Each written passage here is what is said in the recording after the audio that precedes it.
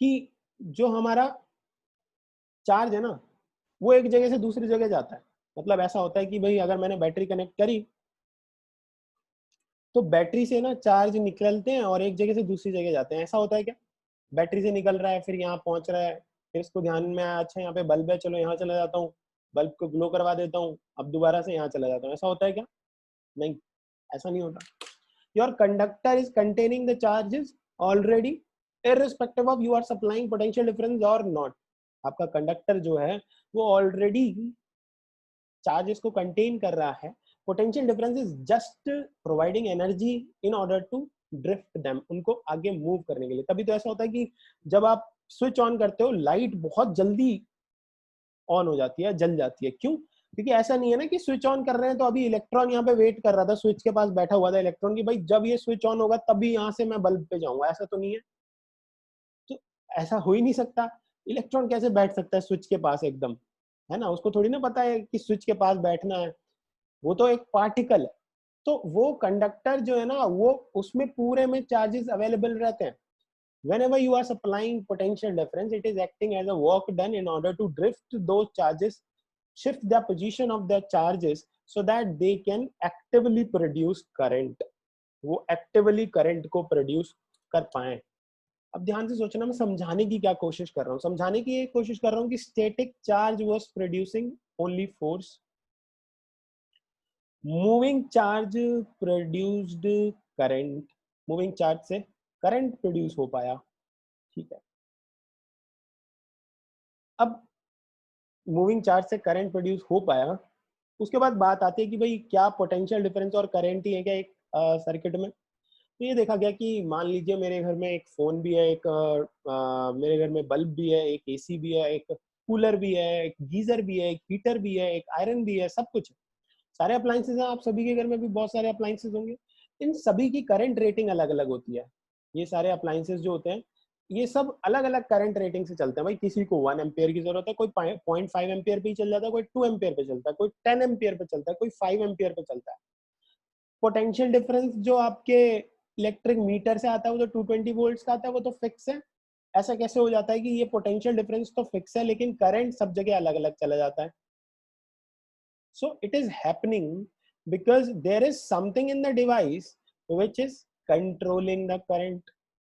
ऐसा कुछ है मेरी डिवाइस के अंदर जो मेरे करंट को कंट्रोल कर रहा है। It is regulating the current according to the desire, according to the need of the appliance. What is this? So इससे हमें समझ में आया कि यहाँ पे कुछ ऐसी चीज है which is reducing the amount of current flowing in that particular electrical appliance। What is that thing? That thing is resistor। वो जो चीज है जो उस करंट को कंट्रोल कर रही है with respect to that device, that is resistor. तो कॉन्सेप्ट समझ में आया कि भाई मेरे एक सर्किट में सिर्फ पोटेंशियल डिफरेंस और करंट प्रोड्यूस होने से अप्लायंस नहीं ग्लो करता, अप्लायंस ऑपरेट नहीं होता।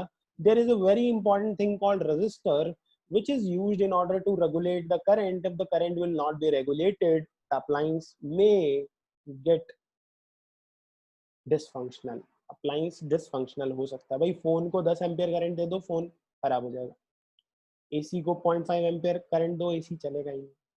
सो every particular appliance need a particular amount of current rating, right? So that it can be operated well, and that function is majorly of the resistor in order to control the reduce the amount of current। ठीक है, तो हमारे register का role आया। फिर जब मैंने ये चैप्टर को कंक्लूड किया तो हमारे कुछ फॉर्मूलेज आए, जैसे कि इस तरीके से आपने बहुत सारे फॉर्मूलेज देखे। जब करंट को कंट्रोल किया तो ओम्स लॉ वाला फॉर्मूला भी आपके पास आया। रेजिस्टेंस सीरीज में हुआ तो आपके पास R1 R2 R3 वाले फॉर्मूले आए। रेजिस्टेंस पैरेलल में हुए तो आपके पास 1/R1 1/R2 1/R3 जैसे फॉर्मूले आए। और जब applications of heating effect of current देगा तो आपका I2RT जैसे फॉर्मूले आए। ठीक है, अभी तक बात हुई थी कि स्टैटिक चार्ज जो है it is producing force, moving charge जो है इट इज प्रोड्यूसिंग करंट। अब पता है क्या बात होने लगी? अब बात ये होने लगी कि मैंने स्टैटिक चार्ज का यूज किया फोर्स जनरेट करने के लिए, मैंने मूविंग चार्ज का यूज किया करंट प्रोड्यूस करने के लिए। क्या मूविंग करंट का भी यूज हो सकता है? अब बात ये चलने लगी कि चलो ये डिस्कस करते हैं कि भाई मूविंग करंट क्या क्या कर सकता है। ठीक है, तो ऐसे ही एक एक्सपेरिमेंट कर रहे थे एक साइंटिस्ट और उन्होंने क्या करा कि भाई एक सर्किट जो है उसमें बैटरी ऑन करी भाई और करंट फ्लो करना स्टार्ट कर दिया। अब उन्होंने मतलब उनके दिमाग में पता नहीं क्या हुआ, उन्होंने साथ में कंपास भी रख दिया। ठीक है, उसके आसपास मैग्नेटिक कंपास भी रख दिया। जैसे करंट फ्लो होने लगे मैग्नेटिक कंपास में डिफ्लेक्शन ही होने लग जाए, जैसे करंट फ्लो ऑफ होने लग जाए वो डिफ्लेक्शन वापस चला जाए। फिर उन्होंने एक बार करंट को मतलब ऑपरेट किया, करंट प्रोड्यूस होने लगा, फिर मैग्नेटिक कंपास जो है वो थोड़ी सी शेक होने लगी। उन्होंने नोटिस किया कि भाई rest charge can produce force, moving charge can produce current, moving current can produce magnetic field. अब जो मैं ये जो सारी आपको स्टोरी रिलेट कर रहा था, एक स्टोरी समझा रहा था, that is because I want to come to the point of magnetic field. So how this magnetic field came into play during the observation with respect to the moving current? They stated that moving current in a conductor can produce magnetic field around that conductor, so that any conductor nearby to that moving current conductor get magnetized, get affected by magnetic force. ये चीज उन्होंने करी. ठीक है, और एक explanation दी कि भाई ऐसा नहीं है कि सिर्फ हमारे मैग्नेट्स ही मैग्नेटिक इफेक्ट प्रोड्यूस कर सकते हैं, there can be devices that can be made which can produce magnetic field with the help of moving current. इन्होंने कहा आप क्या काम करते हैं, इन दोनों को डिफरेंशिएट कर देते हैं. डिफरेंशिएट किसको करना है? ऐसे मैग्नेट्स जो हमेशा ही हमारे करंट मैग्नेटिक फील्ड प्रोड्यूस कर रहे हैं, अट्रैक्ट हो रहे हैं. आपने बचपन में खेला होगा, दो मैग्नेट्स को पास लाए होंगे, वो अट्रैक्ट होते हैं, और अगर आप लाइक पोल्सेस लेके आए हैं तो उनके भाई वो रिपेल होते हैं, है ना. उन्होंने बोल दिया कि भाई ये जो मैग्नेट्स है ना, इसको मैं दो पार्ट में डिवाइड कर रहा हूँ. एक तो मेरा हो गया परमानेंट मैग्नेट, तो एक हो गया मेरा टेम्परेरी मैग्नेट. ठीक है, एक हो गया मेरा परमानेंट मैग्नेट और एक हो गया मेरा टेम्परेरी मैग्नेट. परमानेंट मैग्नेट ऐसा मैग्नेट है जो मेरे डिजायर्ड फंक्शन के बाद भी अपना मैग्नेटिक फील्ड प्रोड्यूस करता है. Bar magnet generally are permanent magnets, मतलब ऐसे मैग्नेट जो मतलब मेरे डिजायर के इररिस्पेक्टिव अपना काम कर रहा है, अपना मैग्नेटिक फील्ड प्रोड्यूस कर रहा है. ठीक है, वो परमानेंट हो गया bar magnet normal. Temporary magnet क्या है? टेम्परेरी मैग्नेट वो मैग्नेट है जो मेरी डिजायर से मैग्नेटिक फील्ड प्रोड्यूस कर रहा है. जब मैं चाहूंगा तभी मैग्नेटिक फील्ड प्रोड्यूस करेगा, मैं नहीं चाहूंगा तो नहीं मैग्नेटिक फील्ड प्रोड्यूस करेगा. ये जो टेम्परेरी मैग्नेट्स हैं, ये बनाए जाते हैं मूविंग करंट की एप्लीकेशन का यूज करके. ठीक है, और जब ये मूविंग करंट की एप्लीकेशन का यूज करके बनाए जाते हैं तो एक मैग्नेटिक फोर्स भी जनरेट किया जा सकता है इनसे. क्या किया जा सकता है? एक मैग्नेटिक फोर्स जनरेट किया जा सकता है जो कि रोटेशनल इफेक्ट भी दे सकता है. बहुत इंपॉर्टेंट बात है कि ये जो मैग्नेटिक फोर्स जनरेट किया जा सकता है, ये मैग्नेटिक फोर्स, हाँ, ये मैग्नेटिक फोर्स जो है वो रोटेशनल इफेक्ट भी दे सकता है. और ऐसे मैग्नेट्स जो इस टेम्पररी मैग्नेटाइजेशन के प्रिंसिपल का यूज करके बनाए जाते हैं, जहाँ पे करंट का फ्लो करवाया जाता है, उनको इलेक्ट्रोमैग्नेट्स भी बोल दिया. ठीक है, तो ये रोल आया. फिर जैसे मोटर जैसे है, जनरेटर जैसे है, आपके घर में एक इंडक्शन कुकर होगा, एक डिवाइस होगी जिसमें आप ऑन करते हैं इलेक्ट्रिसिटी और आपका उसमें अपने यूटेंसिल में सामान को रखते हैं, वो गर्म हो जाता है ना. हीटिंग इफेक्ट आ जाता है. That is using electromagnetic induction, EMI. और अलग अलग शेप्स बनाई गई डिवाइसेस की, जैसे कि स्ट्रेट लाइन कंडक्टर्स बनाए गए, जैसे कि आपके सिलेंड्रिकल कंडक्टर्स बनाए गए, जैसे कि आपके सर्कुलर लूप वाले कंडक्टर्स बनाए गए. ऐसे कंडक्टर्स बनाए गए, इस तरीके से वायरिंग करी गई. ठीक है, ऐसे कंडक्टर्स बनाए गए कि उनमें ये कंडक्टर है और इस तरीके से वाइंडिंग कर दी गई.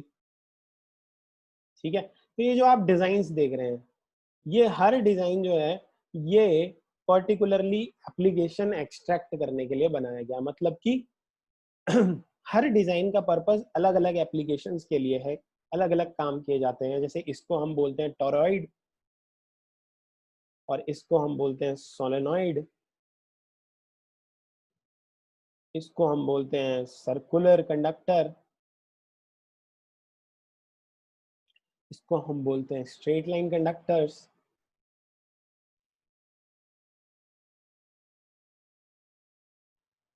इसको हम बोलते हैं सिलेंड्रिकल कंडक्टर्स।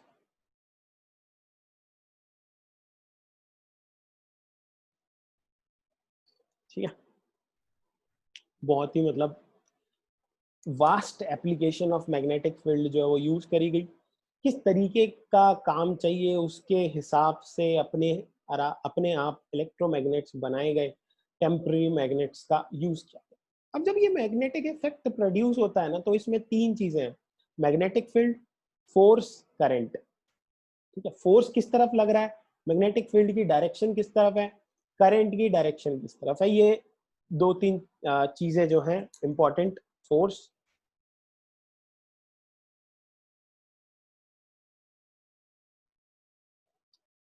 फील्ड, करंट, इन तीनों का बहुत ही इंपॉर्टेंट रोल जो है वो हमारे इस चैप्टर में भी है, और in order to understand the applications of magnetic effects of current भी है। तो इनके लिए ना रूल्स बनाए गए, ऐसे रूल्स बनाए गए कि भाई इनकी डायरेक्शन फिक्स होती है, एक पर्टिकुलर डायरेक्शन में करंट फ्लो कर रहा है और एक पर्टिकुलर डायरेक्शन में फील्ड है, तो फोर्स की डायरेक्शन फिक्स है, किस तरफ मैग्नेटिक फोर्स लगेगा उसकी डायरेक्शन फिक्स है। इसके लिए दो रूल्स दिए गए, एक हमारा रूल आया फ्लेमिंग लेफ्ट हैंड रूल, एक हमारा रूल आया Fleming right hand rule. Left hand rule और राइट हैंड रूल का यूज किया गया in order to get these things. हम डिफरेंस तो चैप्टर में ही पढ़ेंगे कि भाई क्या डिफरेंसेस होते हैं इन दोनों रूल्स में, लेकिन इन दोनों का रूल्स का यूज किया गया in order to understand the concept of force, understand the concept of field, understand the concept of current, use किया गया, राइट। सो अभी मैंने ना आपको एक पूरा बेस बना के दिया इस चैप्टर का, पूरा एक अंडरस्टैंडिंग दी कि depth of the chapter is coming from motion, coming from force, coming from charge, from moving current and then to magnetic field. ठीक है, एक वे होता है सिंपली हम चैप्टर को स्टार्ट कर दें, डेफिनेशन पढ़ना स्टार्ट कर दें, कॉन्सेप्ट समझना स्टार्ट कर दें, और एक वे होता है हमारा कि भाई उसका पूरा एक मेकओवर बनाए, पूरी एक स्टोरी लाइन बनाए कि ये आया है तो आया कहाँ से। आई होप आपको ये सारी चीजें समझ में आई होंगी कि भाई हम मैग्नेटिक फील्ड जो है वो कहाँ से लेके आए, और अब इसको पढ़ क्यों रहे हैं, इसका यूज क्या है। जैसे कि आपने एमआरआई पढ़ा होगा, तो एमआरआई जो है वो भी मैग्नेटिक इफेक्ट का यूज करके ही किया जाता है ना।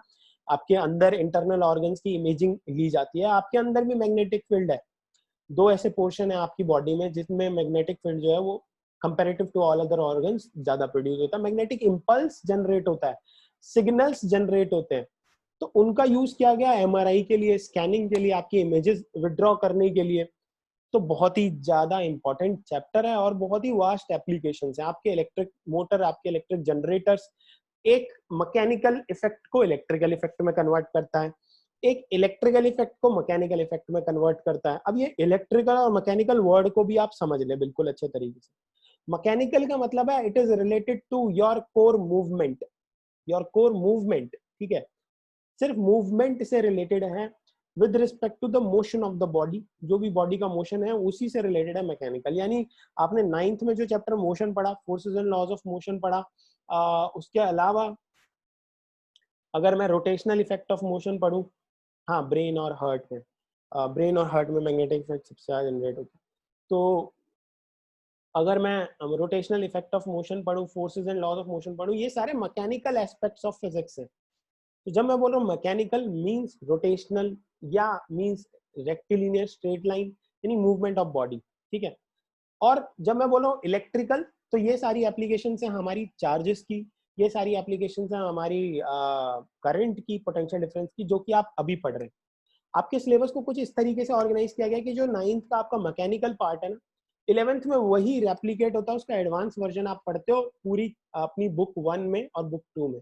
बुक 1 में आप पूरा देखोगे कि आपका ये जो motion of forces and laws of motion है, इसकी वाइड वैरायटी आपको समझ में आएगी, तब आपको पता चलेगा यार हमने तो जो पढ़ा वो तो बिल्कुल ही बहुत ही छोटा था, उसको एक ही दिन में खत्म कर सकते थे।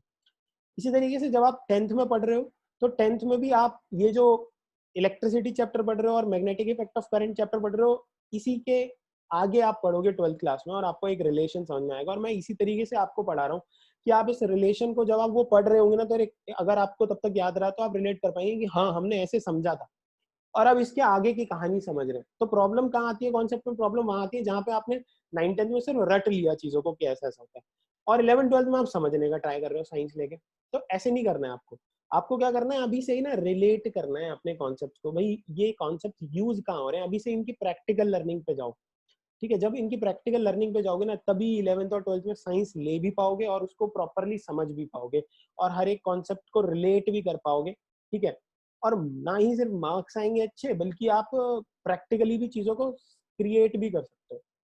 So this is the high time when you can maximum give your time to enhance your skills. एक हाई टाइम है जब आप कहीं पे जा नहीं रहे हैं, तो अपने जितने भी कॉन्सेप्ट्स आप पढ़ रहे हैं ना, उनकी प्रैक्टिकल एप्लीकेशन को ढूंढिए प्लीज। अगर आपको प्रैक्टिकल एप्लीकेशन समझ में आती है ना, try to create something with out of that so that you can stand well. क्योंकि अब जो आपका टाइम आने वाला है with respect to this pandemic, इसमें आपकी बहुत ज्यादा फाइट होने वाली है in order to get a good career. और वो तभी आएगा जब आप अभी से अवेयर रहेंगे, अभी से चीज़ों को थोड़ा सा ज़्यादा मैच्योरली समझेंगे, कॉन्सेप्ट्स को भी और पढ़ाई को भी और साथ के साथ अपने करियर को। ठीक है, नेक्स्ट क्लास में कुछ एक एग्जाम्स के बारे में भी मैं आपसे डिस्कशन करना चाहूँगा कि वो लोग जो आगे साइंस में लेना चाहते हैं, बढ़ना चाहते हैं, तो ऐसे कौन से एग्जाम्स हैं जो वो दे सकते हैं, किन किन चीज़ों की वो प्रिपरेशन कर सकते हैं अलॉन्ग विद योर 10th। तो भाई अगर आप अच्छे से करो तो 10th का subject syllabus is very less, उसको करने के बाद you can prepare for some great things. तो I will discuss that also in next session. So be on time in every session. ठीक है, आज एक इंट्रोडक्शन था इलेक्ट्रिसिटी से मैग्नेटिक इफेक्ट तक आने का, चीजें समझाने का। हमेशा टाइम से आए, 8-10 मिनट से ज्यादा लेट ना हो, 8-10 मिनट इज मैक्सिमम। 5 मिनट में ट्राई करें कि आप कनेक्ट कर लें क्लास को। ठीक है, आज की क्लास में मैं इतना ही कंक्लूड करना चाहूंगा, क्योंकि now I need to start the chapter according to the book. So in order to start the chapter I need to start fresh. ठीक है, किसी भी तरीके के डाउट्स हैं अगर कॉन्सेप्ट से रिलेटेड, इलेक्ट्रिसिटी के, अगेन मैं कहूँगा give me a DM in WhatsApp and I will be sharing you the playlist. उसके बाद भी डाउट्स आते हैं, again give me a message, I will be solving all your doubts. Try to practice some good questions, try to read magnetic effect of current today. जो chapter है उसके कम से कम 2 से 3 पेज का तो मैंने बहुत चीजें बता भी दी है। हालांकि आई will be starting with the chapter in next class, लेकिन काफी चीजें मैंने बता दी है। Try to read that chapter so that you can understand it well, right? So thank you for joining this session. I'm closing this session. I'll be seeing you in the next session. Have a nice day, sir. Have a nice day. Have a nice day. Have a nice day, sir.